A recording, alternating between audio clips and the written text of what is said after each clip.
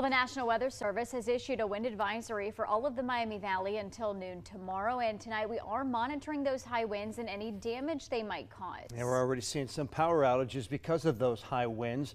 2 News reporter Seth Bird joins us live in the studio after talking with local experts about high wind safety. Seth? The unpredictable nature of wind gusts always have the attention of power companies, and they say if you plan on heading out on the roads to be mindful of all of your surroundings.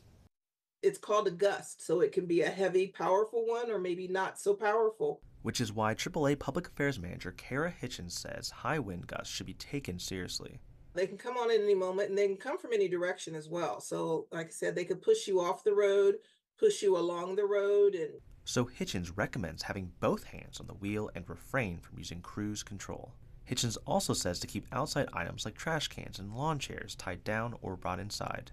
One of the dangers of high winds is down power lines, and Hitchens does not recommend approaching them. Stop, do not cross it, call for help. You don't know if that power line is live or not. And so you want to call either law enforcement or call the power company so that they can come out and do the investigation. AES Ohio's Mary Ann Cable says if a power line falls on your vehicle, to not get out of your vehicle and call 911. You call immediately. We need to get an emergency vehicle or an emergency responder out there to assist, because you would need to jump out of your car with both feet landing on the ground, because this is a very dangerous situation. Cable says they are always prepared for hazardous weather conditions, but asks people to give their crews space while they work.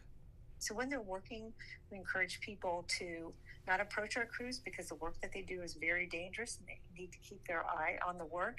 And our people and our customers need to stay safe. Hitchens also told me motorists should give larger vehicles on highways like semis plenty of space because they can be tipped over by high winds. In studio, Seth Bird, 2 News.